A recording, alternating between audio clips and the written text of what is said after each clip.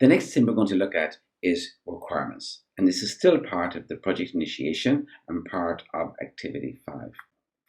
So for requirements, well, who's going to be involved? Well, here the project manager will normally go into a facilitation role. So they will invite someone who represents the users and someone who represents the people who are going to do the work, because they have the knowledge about how things will actually work. And it's up to the project manager to facilitate this. The format of requirements. During this exercise, we use a very simple format. We focus on 2 parts. We always ask, first of all, what's the purpose of the item or the product or the deliverable which you are working on. We make that clear, and that kind of identifies what you're going to actually working on. You may have heard the expression thinking outside the box. Well, this defines the outside of the box, so we help people to think inside the box and come up with ideas to help them focus on the most important items. So that's the first heading. Then we have requirements, and we quantify each requirement that we come up with each line. Okay, you'll see examples of this. I'm going to show you some examples to make this a lot more clearer. Okay, so let's go, continue.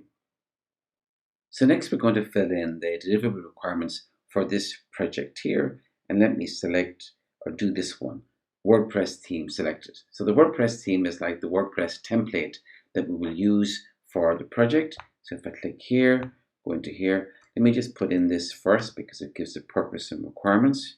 Then I can fill this in later. Let me do that here as well for the next one, because that's something we will do. And one more, because I think I'm going to fill in this one next as well. Okay. All right.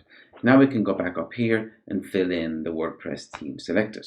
Great. So we're going to start off with the purpose. And I can type the purpose of the WordPress theme is to provide the look and feel and some of the features for the website. Okay, so that gives a very good indication of the purpose of this deliverable. Great. Next, now we can fill in the requirements. The first requirement we can put in is customization. We can say this is easy to customize, and we can use the reviews to find out if other people found it easy to customize. Okay, so that's how we will check that. The next one then is cost in here. And we can put in between 50 and 100 euro for this template, okay, which is a good price for such a template. The next one is feedback.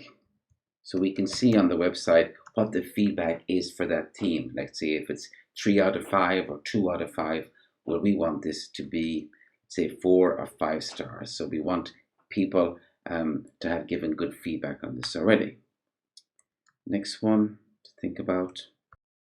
Perhaps the number of installations which have been used by other companies. So let's click on that. Because we don't want to be the first to install this. We want to have been installed by lots of other people, and therefore we will not be the guinea pig. So let's say over 10,000 users. Okay, what more can we ask for here?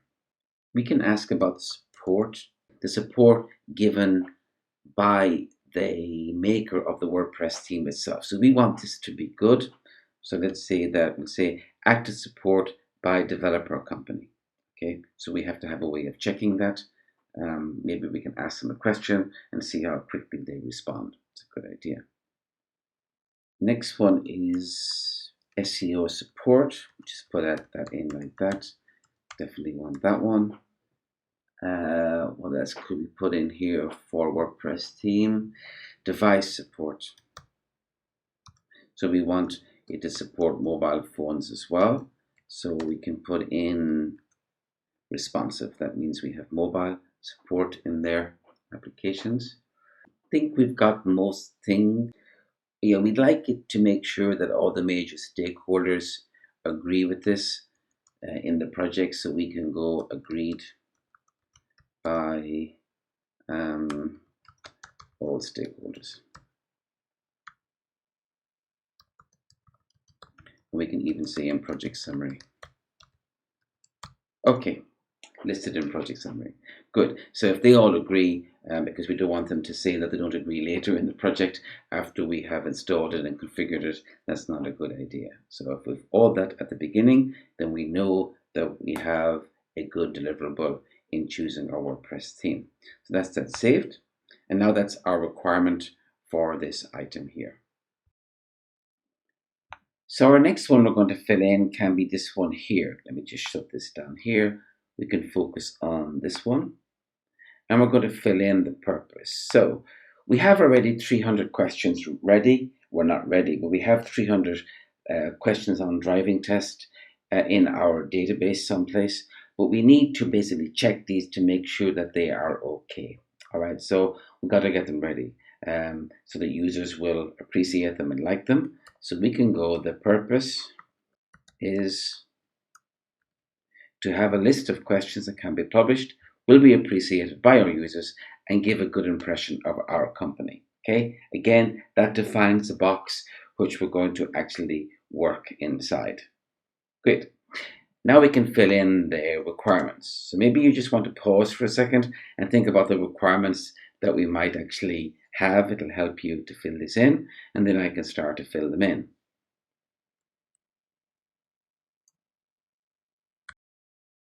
The first requirement we can fill in is to make sure that everything is spelled correctly. So spelling checked. Okay. Then maybe look at the grammar check. They are checked. Good. That will make it look good as well. Then we have, from a user point of view, perhaps we can think about making sure that all the questions make sense when people actually read them. So all questions make sense.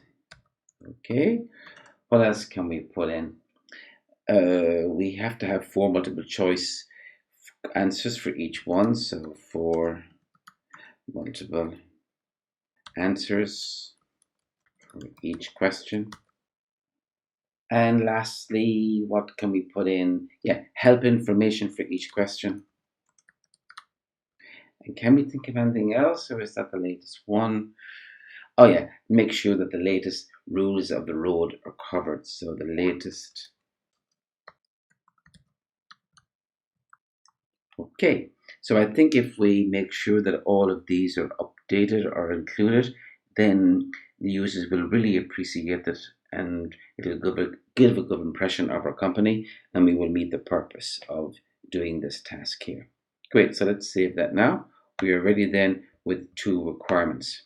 Okay, so after we fill in the requirements documents, we can actually show that that's done. So let's add a label. I'm going to add a label 1 there. Let's put that there, and it shows you that the description is green, and we can do the same for this one here. Great. We can even say that this could take a while to fill in, so or to check. So we can even put a time behind this. Let's say of about 12 hours to do that. I click on apply and I fill that in, and it shows the hours here. And we can say finding this WordPress theme will take a while as well. So we can say that it's going to be 6 hours to do that. Okay, great. So I'm using a special tool that works on Trello. It's like a little extension. It's a free extension. It's called PM for Trello. You can download this and start using it, and it gives some of that functionality with Trello to make it much easier. Even this one here, so it's quite useful. Later on, I will publish this board. It will be public, so you'll be able to see all of these filled in and all the requirements in each one. But for now, I'm going to stop and go on to the next section.